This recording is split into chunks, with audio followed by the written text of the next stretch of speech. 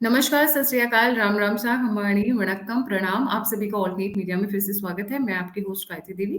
हमारे साथ जुड़े हुए हैं डॉक्टर अविनाश सिंह, थोड़े से अंतराल के बाद में।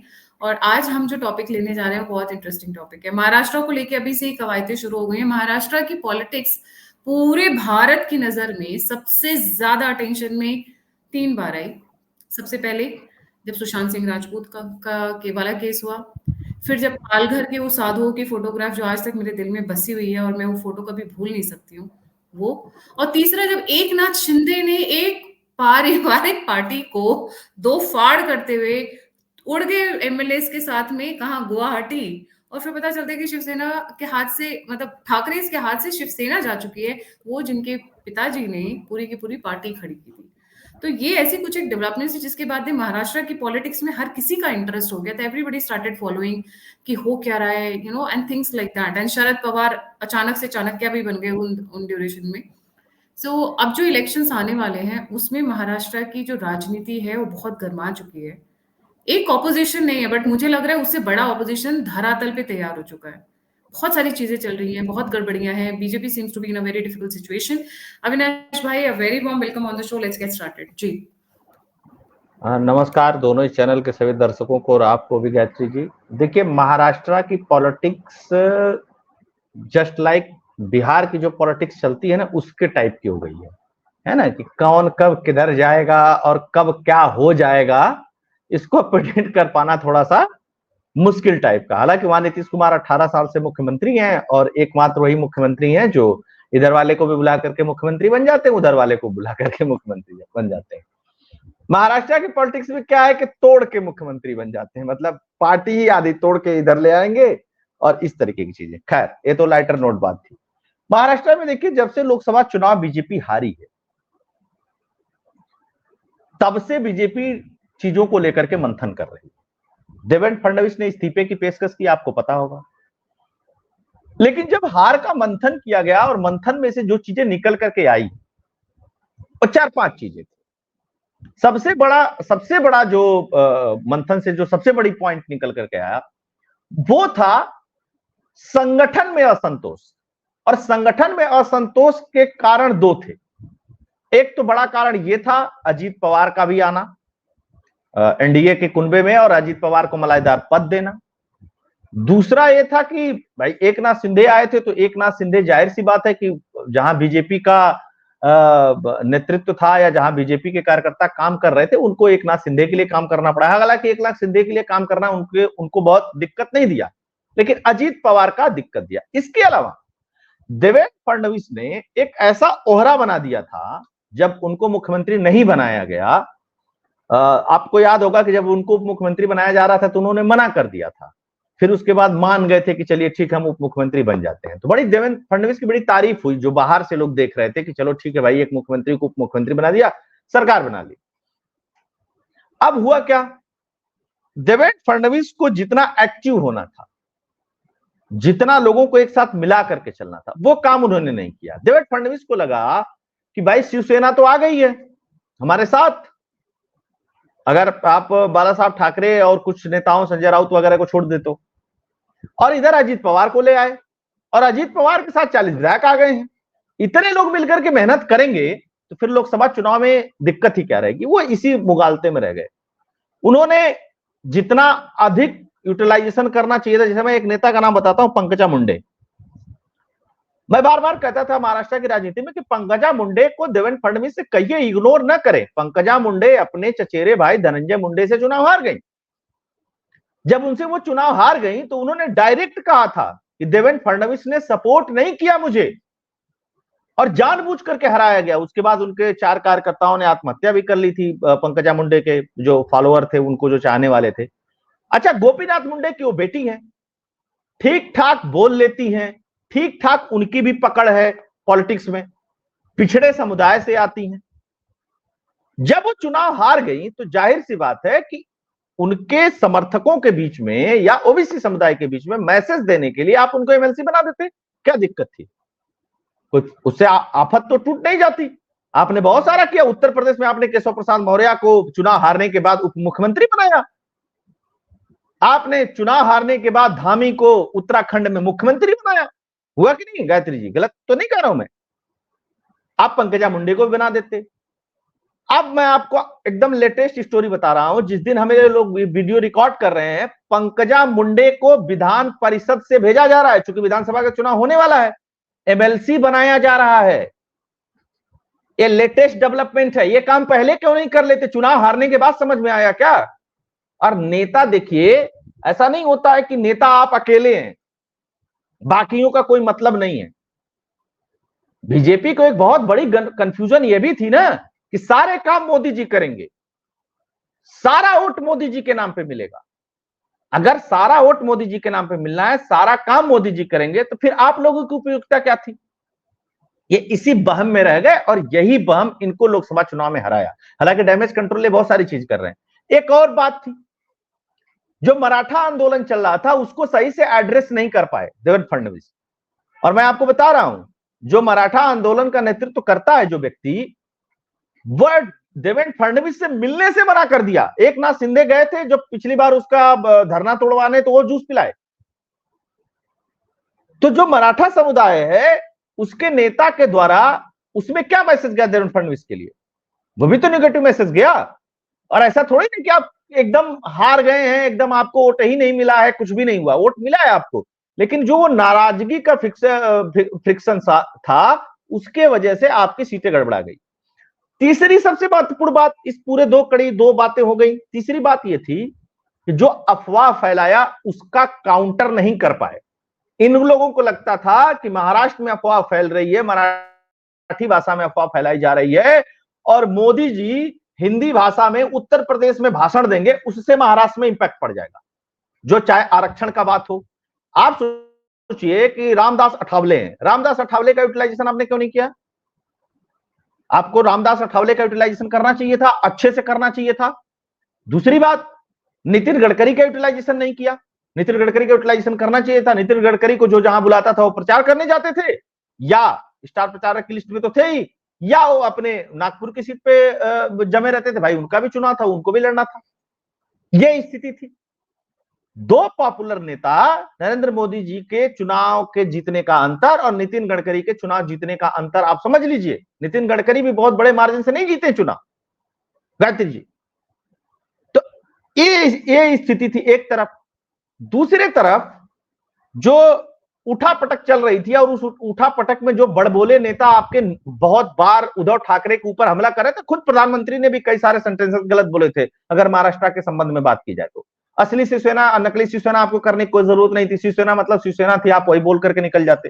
होता क्या है ना गायत्री जी, परिवार से पार्टियां क्यों गवर्न होती हैं? जैसे आप अगर भूपेश बघेल को कुछ कह देंगे कांग्रेस पार्टी में, आप डीके शिव कुमार को कुछ कह देंगे कांग्रेस पार्टी में, आप किसी अन्य नेता को, भूपेंद्र हुड्डा को कांग्रेस पार्टी में कुछ कह देंगी, कोई दिक्कत नहीं। लेकिन जैसे ही आप गांधी परिवार को, खासकर प्रियंका गांधी, सोनिया गांधी और राहुल गांधी को कुछ कहेंगे, सारे इनके नेता को करने लगते हैं। क्यों? क्योंकि पारिवारिक अस्तित्व से ही वो पार्टियां चल रही हैं। तो उद्धव ठाकरे के ऊपर डायरेक्ट हमला माना गया, इससे उस व्यक्ति को सहानुभूति मिली और वो घूम घूम करके कह ही रहा था इस बात को। सेम यही हो गया शरद पवार के साथ। शरद पवार ने यह आरोप नहीं लगाया कि अजीत पवार ने पार्टी तोड़ी। शरद पवार ने यह आरोप लगाया कि अमित शाह ने मेरी पार्टी तोड़ी, नरेंद्र मोदी ने मेरी पार्टी तोड़ी। जबकि हकीकत यह है कि अजीत पवार ने पार्टी तोड़ी अपने राजनीतिक महत्वाकांक्षा के लिए। वो बोला कि हम आकर के आपके साथ रहेंगे। बीजेपी ने उसको भी ले लिया कि चलो भाई, शिवसेना दो फाड़ है, तो वहां का जो वोट हमारा कम हो रहा है वो इसको ला करके मेकअप करके मिला लेंगे। लेकिन राजनीति में 2+2 4 थोड़ी ना होता है। कभी 2+2 1 हो जाता है, कभी 0 हो जाता है, कभी 44 हो जाता है। ये मेजर प्रॉब्लम्स थी जो अब भी निकल करके आ रही हैं। और अगर एक्टिव नहीं किए कार्यकर्ताओं को, हालांकि देवेंद्र फडणवीस का और जो वहां के अध्यक्ष हैं भारतीय जनता पार्टी के, देखिए उनका बहुत अच्छा नाम है, चंद्रशेखर जी, उन्होंने कहा है कि हम 35,000 एक्टिव कार्यकर्ताओं को लगाने जा रहे हैं, ये घर घर संपर्क करेंगे। अरे साहब, घर घर संपर्क करने से पहले आप 35,000 एक्टिव कार्यकर्ताओं की बात भी सुनना शुरू करिए। कार्यकर्ता का बहुत सीधा सा मतलब है, हम दरी बिछाने के लिए नहीं है। भाई कांग्रेस पार्टी तो हो नहीं आप कि सत्ता में आने के बाद एकदम छूट दे देते हो, जो मन करे वो लूटो खाओ, जो मन करे वो करो। आपका कार्यकर्ता अनुशासित है, लेकिन उसकी छोटी छोटी बातें हैं, जब वो वोट मांगने जाता है तो लोग पूछते हैं गायत्री जी, वो काम उसका पूरा हो जाना चाहिए। ब्यूरोक्रेसी पे थोड़ी सी लगाम रहनी चाहिए। अब ब्यूरोक्रेसी सारा काम करेगी तो फिर समस्या आएगी, क्योंकि विधायक की बात नहीं अगर सुनी जाएगी आपके, या आपके क्षेत्र के सांसद की बात आप उस क्षेत्र में मातहत अधिकारी नहीं सुनेंगे, तो फिर समस्या है। सत्ता में होने के बावजूद भी, सत्ता में नहीं है तो आप एक लाइन में कह सकते हैं कि देखो यार हमारी सरकार नहीं है, कोई अधिकारी हमारी सुनता नहीं है, लेकिन आप तो यह भी नहीं कह सकते कि हमारी सरकार नहीं, अधिकारी नहीं सुनता है। तो ये एक मेजर फैक्टर था। और जिस तरीके से कुछ लोगों का यह भी फैक्टर था कि सुशांत सिंह राजपूत के केस में कुछ होना चाहिए था, पालघर में कुछ होना चाहिए था, कुछ कुछ सेगमेंट वो भी वाला था जो इंपैक्ट डाला, क्योंकि यहां तो एक एक वोट की लड़ाई है, आधे आधे % वोट की लड़ाई है। आज ये स्थिति है महाराष्ट्र में कि 288 सीटों में से 130 सीटों पे बीजेपी आगे है सिर्फ। और वो कितने सीटों पे आगे हैं? वो 150 से अधिक सीटों पे आगे हैं। कितना हो गया? 130 और 288, तो बचा कितना? 158। यही बचा ना? तो ये स्थिति है महाराष्ट्र की, और बहुत काम करने की जरूरत है महाराष्ट्र में इनको, और ग्राउंड लेवल पे काम करने की जरूरत है, बिना हल्ला मचाए काम करने की जरूरत है, अपने संगठन को रिस्ट्रक्चर करने की जरूरत है, उसमें जान फूकने की जरूरत है। और ये काम करेंगे जो आपके लोकल के लीडर हैं वो, जैसे अच्छा खड़से हैं, एकनाथ खड़से की बेटी, आपने उनको मंत्री बनाया है, सब कुछ बहुत अच्छा है, मंत्री बन गए, सारा काम उनका, बहुत काम नहीं है दिल्ली में, आप उनको चुनाव तक उनके क्षेत्र में सीमित करिए, टिकट के इंटरफेयर में नहीं, कार्यकर्ताओं को लेकर के मोबिलाइज करने को और अपने समाज के लोगों को, उन सारे लोगों को मिला करके इकट्ठा चलने को लेकर, ये स्थिति है गायत्री जी। काफी ऐसा नहीं लग रहा है कि विपक्ष पूरा आ गया पक्ष में, तो विपक्ष है ही नहीं, बट इन लोगों को उल्टा फैक्टर मिल गया सिंपैथी का। उद्धव ठाकरे को मिल गया कि भाई मेरे से शरद पवार को ये मिल गया है कि भाई मेरा तो मेरे से वही छीन लिया, मेरे से मेरा भाई छीन लिया, मेरे से मेरा बेटा छीन लिया। इस तरीके के वो स्टेटमेंट्स भी दे रहे हैं। और सुप्रिया सुले इस वक्त अच्छे खासे अटैक मोड में है, पार्लियामेंट में रोज एक कोई ना कोई बयान बड़ा तगड़ा उठकर दे रही है। बाय द वे ये चीज चल रही है। पर एक फैक्टर जो इनके लिए सबसे ज्यादा बैकफायर किया, और जिसपे आई थिंक हम एनालिसिस कर चुके हैं, हम अब आगे नहीं करेंगे, अजीत पवार जब तक बीजेपी में रहेंगे तब तक मुझे लगता है महाराष्ट्र की राजनीति में एटलीस्ट ये वाला जो गठबंधन है, जो भाजपा और शिवसेना वाला गठबंधन है, उसके वापस आने की उम्मीदें बहुत कम है। देखिए अजीत, मुझे ये मेरा भी मानना है कि अजीत पवार से इनको छुटकारा ले लेना चाहिए था, लेकिन आप अजीत पवार से छुटकारा लीजिए या न लीजिए, उससे पहले आप अपने कार्यकर्ताओं से मिलिए। तो आपके बड़े नेता एसी में बैठे रहेंगे, कार्यकर्ता काम करेगा? मतलब यहां सबको पता है कि अजीत पवार को लेने से नुकसान हो रहा है, शुरू से पता है, अभी भी पता है। अगर वो नहीं पता है तो सिर्फ किसको नहीं पता है? बीजेपी को नहीं पता है। ये कैसे संभव हो सकता है? खुद गायत्री जी सोचिए। इसका मतलब कि आपकी फीडबैक यूनिट, आपकी जो मैकेनिज्म है, आपकी जो मशीनरी है, वो कहीं ना कहीं फेल है। दूसरी बात, आपको पता होना चाहिए कि महाराष्ट्र के अंदर इस संघ का कार्यालय है, वेन सेंटर, ठीक, और उसी क्षेत्र से लड़ते हैं नितिन गडकरी चुनाव। नितिन गडकरी बड़े नेता हैं वहां के, इसलिए बड़े नेता हैं क्योंकि नितिन गडकरी की देश भर में भी पॉपुलैरिटी है और महाराष्ट्र में भी पॉपुलर है, काम किया है उन्होंने। आपका अंदर मन मुटाव हो या ना हो ये मैं नहीं जानता, वो अलग साइड रखिए। जब आप जीतेंगे तभी मन मुटाव होने लायक रहेंगे। आप बताइए कि 2004 में या 2005 में जब चुनाव हुआ महाराष्ट्र का, उस समय केंद्र में क्या इसकी बात चल रही थी कि मोदी जी बनेंगे प्रधानमंत्री, की राजनाथ सिंह बनेंगे प्रधानमंत्री, की नितिन गडकरी प्रधानमंत्री बनेंगे? जब सीटें जीते तभी तो ये राइवलरी हो सकती है। आज नितिन गडकरी अगर मंत्री हैं तो क्यों मंत्री हैं? क्योंकि बीजेपी जीती है। नहीं जीती होती तो क्या होते नितिन गडकरी जी? अकेले भी जीत के एकमात्र सांसद होते, बात खत्म। इतना ही तो होते ना, इससे ज्यादा तो नहीं होते। जैसे राहुल गांधी एक सांसद है, बहुत सारे इस तरह विपक्ष के भी सांसद हैं। तो सबसे पहले तो चुनाव जीतना पड़ेगा, और चुनाव जीतने के लिए आपको एक साथ रहना पड़ेगा। नितिन गडकरी का आपको एक चीज बताता हूं गायत्री जी, महाराष्ट्र में दो बड़े नेता उभरे एक समय में, एक का नाम था प्रमोद महाजन, दूसरे का नाम था गोपीनाथ मुंडे, जिनकी बेटी पंकजा मुंडे की अभी बात हो रही है। प्रमोद महाजन की भी डेथ हो गई, गोपीनाथ मुंडे की भी डेथ हो गई।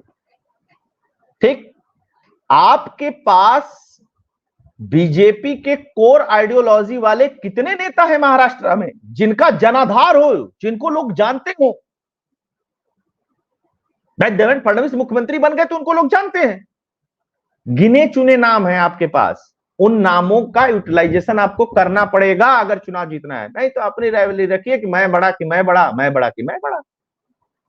और देवेंद्र फडणवीस को ग्राउंड पे उतर के एक एक जिले जिले जा करके एक एक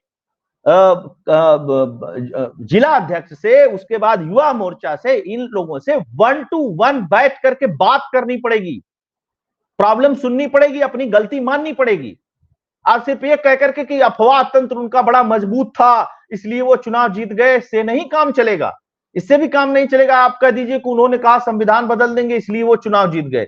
गलत फहमी में नहीं रहना चाहिए, कुत्ता बिल्ली भैंस पालने की चीजें पालिए, गलत फहमी कभी नहीं पालनी चाहिए किसी पॉलिटिकल पार्टी को, क्यों ना वो बीजेपी ही हो। अगर आप ये काम करते हैं तो आपके चांसेस बनेंगे। ऐसा नहीं कि आप सब कुछ खत्म कर चुके हैं, पूरा लूज कर चुके हैं, सब कुछ एकदम मिट्टी में मिल गया है, बिल्कुल नहीं। बजट आप बनाए, ठीक है, बजट में आपने बहुत कुछ अच्छा घोषणा की, लेकिन उस बजट की क्रेडिट कौन ले रहा है? उस बजट की क्रेडिट तो अजित पवार ले रहे हैं, क्योंकि वो फाइनेंस मिनिस्टर हैं, बजट वो पेश किए, और आपका कार्यकर्ता कह रहा है कि हम दरी बिछाएं और ये हुक्म चलाएंगे अजित पवार। भाई चाहे 1500 वाली स्कीम जो लाडली बहना योजना मध्य प्रदेश में चली, शिवराज सिंह चौहान वाली योजना, उसका एक कॉपी है। आपने कहा प्याज पे 350 बढ़ा देंगे, बहुत बढ़िया है, कोई अच्छी बात है, किसानों के को मिलना चाहिए, प्याज का बड़ा हब है वो क्षेत्र। लेकिन प्याज को कंट्रोल कौन करता है? उसको तो शरद पवार कंट्रोल करते हैं ना। प्याज को कंट्रोल कौन करता है? प्याज को शरद पवार कंट्रोल करते हैं, इस बात को जान लीजिएगा। शरद पवार की मोनोपोली है वहां पे। देश में प्याज महंगी होती है या सस्ती होती है तो शरद पवार के मर्जी से महंगी और सस्ती होती है। एक बात, एक चीज और मैं आपको बताता हूं, जिसे कपास पे आपने प्रति हेक्टेयर 5000 दिया, ठीक है, किसानों के हक में अगर कुछ चीजें जा रही हैं तो बहुत अच्छी चीज है, मिलना चाहिए। किसान बहुत सारे तरीके से परेशान होता है। जब आप बांट ही रहे हैं, जब आप बांट रहे हैं तो किसान से क्या दुश्मनी है? उसको बांटिए, वो एक बड़ा मुद्दा है। आपने 1500 देने की बात की, 46,000 करोड़ रुपया होगा। महाराष्ट्र का राजस्व बहुत बड़ा है, इस देश में सबसे ज्यादा राजस्व कलेक्ट करता है महाराष्ट्र, उसके बाद तमिलनाडु वगैरह, गुजरात वगैरह है। ठीक, आपके पास पैसा, आप बांटिए। लेकिन पॉलिटिक्स में अब इसमें भी दो धड़े हैं, भैया इस तरह पैसा बांटोगे तब तो खजाना खाली हो जाएगा। देखिए, जो सक्षम है वो बांटेगा तो खजाना नहीं खाली होगा, लेकिन जो उधार लेके बांटेगा उसका खजाना जरूर खाली हो जाएगा, वो जरूर दिवालियापन की तरफ चला जाएगा। अब ये पॉलिटिक्स चल गई है कि बिना महिलाओं के खाते में 1000 और 1500 रुपए डाले अब किसी भी प्रदेश की पॉलिटिक्स नहीं होगी गायत्री जी, ये आप मान लीजिएगा। उत्तर प्रदेश के 2027 के चुनाव में घोषणा होगी, मध्य प्रदेश में चल रही है, कर्नाटक में चल रही है, झारखंड, छत्तीसगढ़ में चल रही है, हिमाचल में घोषणा हुई है, शायद मिल रहा है या नहीं मिल रहा है वो देखना पड़ेगा। दिल्ली में अरविंद केजरीवाल घोषणा कर चुके हैं, महाराष्ट्र में हो गई।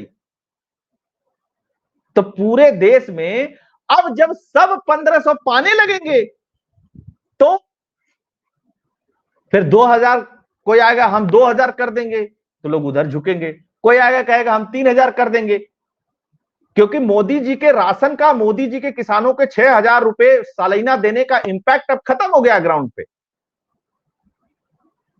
अब लोग बात करते हैं तो कहते हैं कौन सा अपने घर से दे रहे हैं मोदी जी। देखिए, मैं ओरिजिनल बात बता रहा हूं, प्रोटेक्ट करने का किसी का काम नहीं है मेरा, जो चल रहा है उस बात को बता रहा हूं। अब लोग कहते हैं कि मोदी जी कौन सा अपने घर से दे रहे हैं, तो जब घर से मोदी जी नहीं दे रहे हैं तो मोदी जी इसको बंद करो, नया रिपैकेजिंग करो, नई योजना लाओ, फिर रजिस्ट्रेशन कराओ, फिर दौड़े सब बैंक तक। 2 साल बंद रहे तो फिर लोगों को एहसास हो जाता है, क्योंकि क्या है ना, जो चीज आराम से मिलती रहती है उसकी वैल्यू खत्म हो जाती है कुछ समय बाद। हाँ वही एक बात है, अब ज्यादा चाहिए, ज्यादा अब नहीं चाहिए, ज्यादा उसको बंद चाहिए। कर दो, उसको 2 साल के लिए बंद कर दो और उसके बाद फिर जैसे से लेकर। जैसे 5 साल है, 5-5 किलो मिल रहा है, तो अब 5 किलो नहीं चाहिए, 15 किलो देते तो कुछ बात होती, कुछ हम खाते, कुछ हमारे पशु खाते, कुछ बेचते, ठीक है। और ये जो 6,000 है, ये 15-20 हजार हो जाना चाहिए, है ना। ये चीजें। तीसरी एक और बात है, जैसे केंद्र सरकार को भी 2-3 चीजें रिव्यू करने की जरूरत है। एक तो सबसे पहले रिव्यू करने की जरूरत है, जो सीनियर सिटीजन को मिलने वाली फैसिलिटी थी, ट्रेन में टिकट की छूट थी, गायत्री जी, उसको जल्दी से जल्दी रिव्यू करने की जरूरत है। अश्विनी वैष्णव जी, 100-150 करोड़ रुपया आप अगर साल में सीनियर सिटीजन के नाम पे दे देते हैं तो आप बहुत बड़ा एहसान नहीं कर देंगे। ऑलरेडी आप बहुत सारी चीजें इस तरीके के आप लोग कर रहे हैं, ठीक है ना। अगर आप 86,000 करोड़ रुपया दे रहे हैं तो 200 करोड़ रुपया भी दे सकते हैं, दे सकते हैं कि नहीं गायत्री जी, बताइए। भाई भाई किसान सम्मान निधि में 86,000 करोड़ खर्च होता है हर साल, होता है। अरे यार 86,000 करोड़ खर्च करते हो तो 2 करोड़, 200 करोड़ और सही, रेलवे का भी। अब वो बुजुर्ग नाराज है, वो खाली बैठे रहते थे बुजुर्ग, नौकरी से रिटायर है, ठीक, वो आपका माहौल बनाते थे।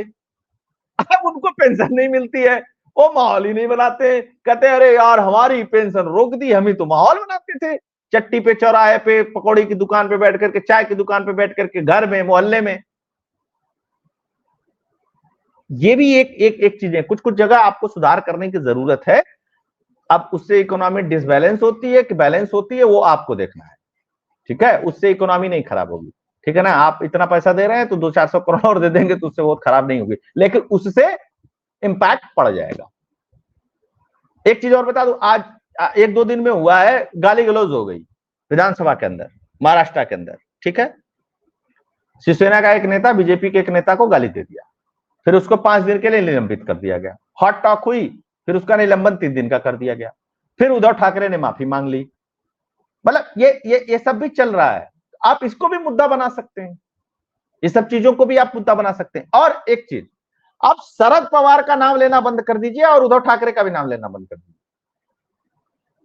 नाम ही मत लीजिए, बंद करिए। जितना नाम लेंगे उल्टा सीधा कुछ ना कुछ आपका नेता बोलेगा, उल्टा सीधा बोलेगा तो जाहिर सी बात हो निगेटिविटी फैलेगी, फिर इन लोगों को सहानुभूति मिलेगी। जबकि देखिए एक बात बहुत बढ़िया कही थी, जिसको बीजेपी को बहुत अच्छे से प्रचारित करना चाहिए था। उद्धव ठाकरे को मुख्यमंत्री का कैंडिडेट बनाने से शरद पवार ने साफ साफ इनकार कर दिया, और संजय राउत कह रहे हैं कि बिना मुख्यमंत्री का चेहरा घोषित किए हुए तो महाराष्ट्र जीतना मुश्किल है। तो ऐसा नहीं है कि महाविकास आघाड़ी में भी सब कुछ बहुत बढ़िया चल रहा है। अगर आप, जैसे अजीत पवार इधर के लिए प्रॉब्लम है, तो उधर के लिए उद्धव ठाकरे भी प्रॉब्लम है, क्योंकि कोर आइडियोलॉजिकल हिंदू पॉलिटिक्स से उधर गए हैं ना।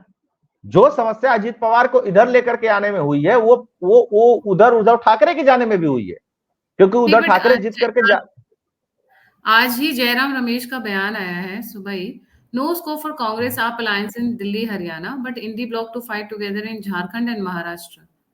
मतलब जहां एक चीज, अब यहाँ पे एक एंगल निकल कर आता है बहुत बढ़िया अविनाश भाई, कांग्रेस तैयारी ये कर रही है कि रीजनल जहां जहां ये कमजोर है वहां पे अलायंस करके उन लोगों का वोट बैंक खाने की तैयारी कर रही है। Basically slowly and gradually policy यही हो रही है। जब इन्होंने राहुल गांधी ने जब बयान दिया संसद में, उसको लोगों ने बड़ा अलग अलग ढंग से डिकोड किया कि हिंदुओं को गाली दे रहे हैं। अरे वो हिंदुओं को गाली नहीं दे रहे हैं, वो जितनी रीजनल पार्टीज है ना जिसका मुस्लिम वोट बैंक है उसको अपने फेवर में कंसोलिडेट कर रहे हैं। ये इन लोगों को पल्ले नहीं पड़ रहा है, जो बोलते हैं ना दरी खींच रहे हैं वो नीचे से धीरे धीरे, ये इनको समझ में नहीं आ रहा है। आप चले जाइए, अगर आप इधर जाते हैं यूपी की साइड में जाते हैं जहां इनको कभी हार्डली 1 आध 2 सीटें आ जाती थी, इस बार सीटें भी आई हैं, ठीक है। समाजवादी पार्टी का सबसे बड़ा वोट बैंक मुसलमान। आप उधर जाते हैं बिहार में आरजेडी वोट बैंक, साउथ की साइड जाते हैं क्या बोलते हैं डीएमके की साइड पे जाते हैं Christian and Muslim vote bank, ठीक। तो जब ये बोल रहे हैं ना हिंदुओं को गाली देके, वही सेम चीज ये महाराष्ट्र में करने वाले हैं। अब महाराष्ट्र में वही रेप्लिकेट करेंगे। आप देखिएगा राहुल गांधी के बयान इस बार प्रो मुस्लिम या एंटी हिंदू होंगे, क्योंकि ये वोट बैंक पूरा का पूरा खींच लेंगे अब उद्धव ठाकरे का। अलायंस में तो जा रहे हैं, पर ये अलायंस में इसलिए नहीं जा रहे हैं कि उनके साथ गठजोड़ करना है, सत्ता में आना है। इस बार इनकी मानसिकता अलग है। इस बार है कि इनकी रीजनल पार्टीज को खत्म करेंगे। और उद्धव ठाकरे के लिए जितनी बड़ी भाजपा प्रॉब्लम है, उससे कहीं बड़ी प्रॉब्लम कांग्रेस है। ये उनको समझ भाई में नहीं आ वोटर रहा का है। मैच नहीं है। देखिए उद्धव ठाकरे ने सबसे ज्यादा सीटों पे लड़ा चुनाव, लेकिन कांग्रेस सबसे ज्यादा सीट जीत करके आई। यही तो हकीकत है ना महाराष्ट्र की। अच्छा, ये हकीकत है तो मतलब कि एनसीपी और कांग्रेस और उद्धव ठाकरे के लोग कांग्रेस को तोड़ दिए तीनों मिल करके। लेकिन कांग्रेस का वोटर और एनसीपी का वोटर उस मात्रा में उद्धव ठाकरे को वोट नहीं दिया, अदरवाइज उद्धव ठाकरे नहीं हारते।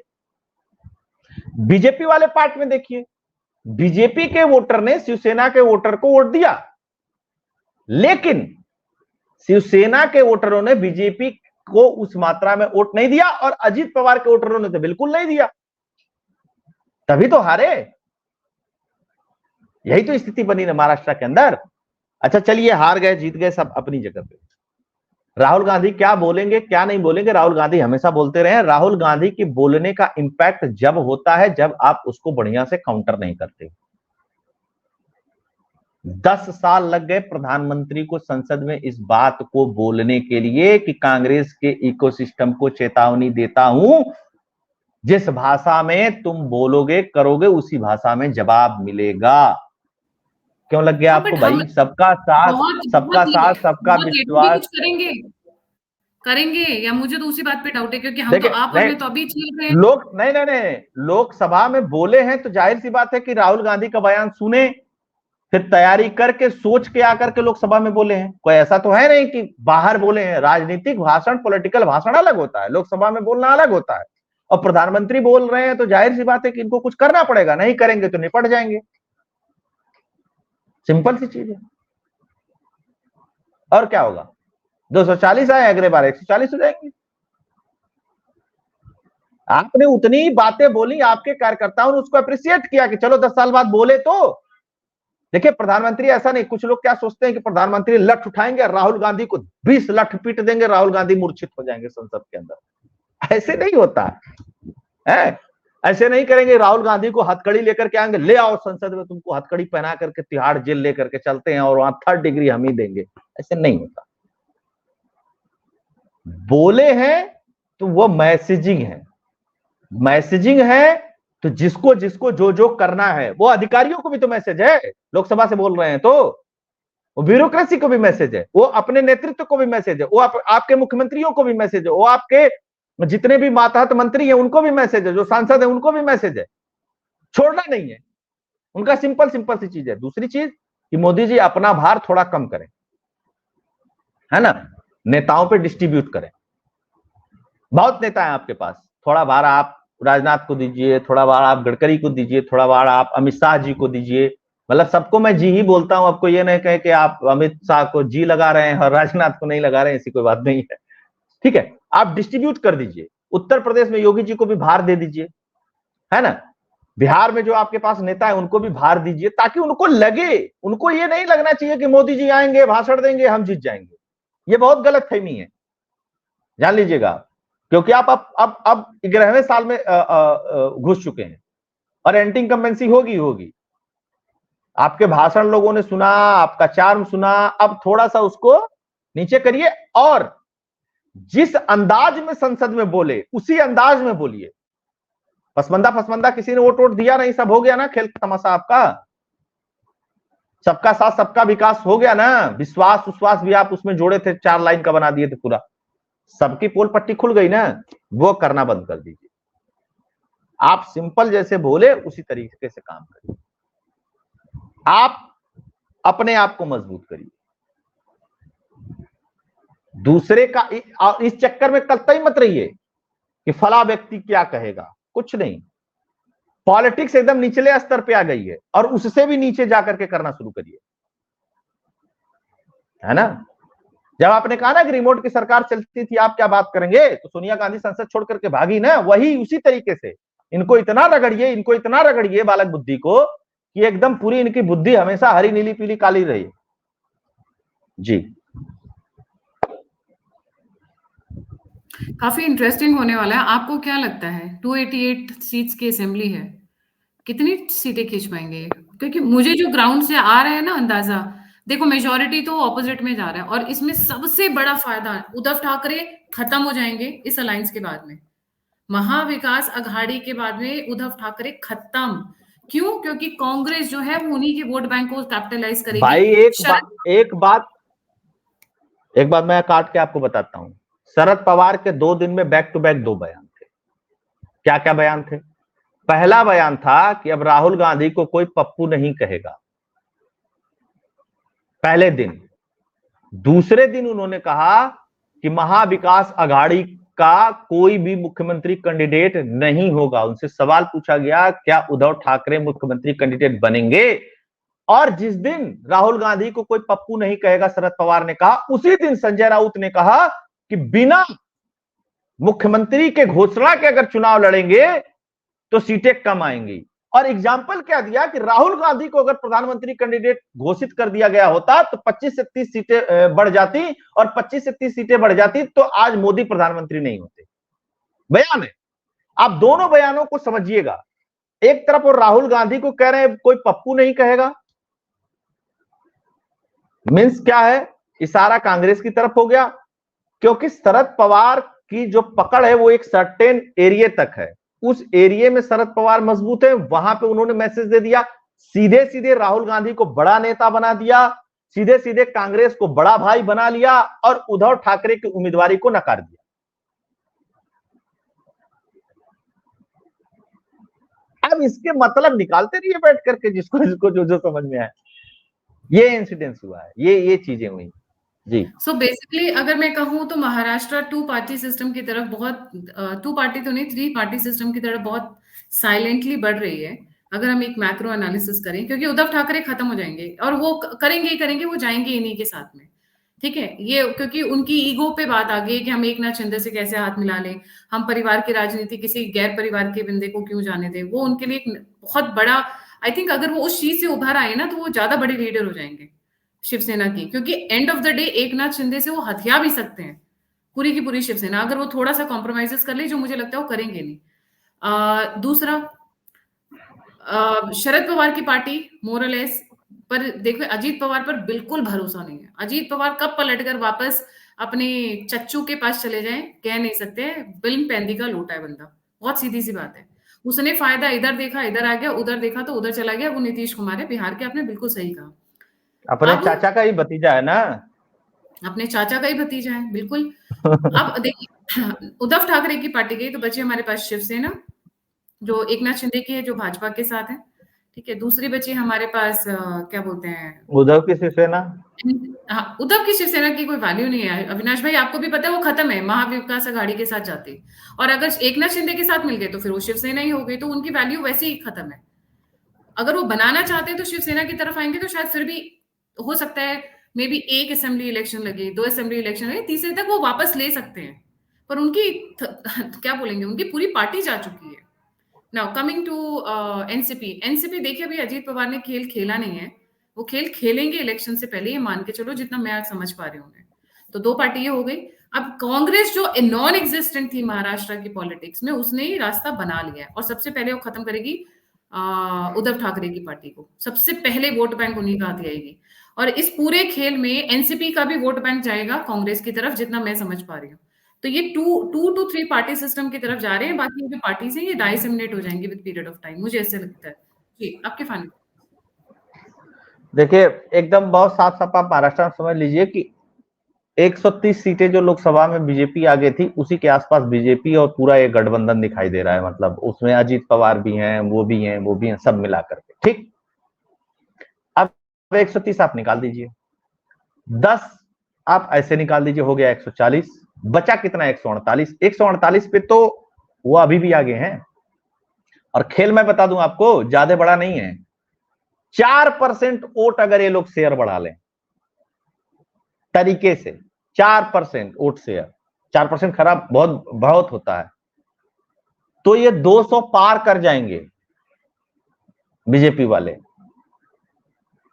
और अगर शरद पवार का गुट जो है वो 2% वोट बढ़ा ले तो वो 200 पार कर जाएंगे लोक विधानसभा चुनाव में। यही बस इतने का ही खेल है, 4% का इधर खेल है, 2% का उधर खेल।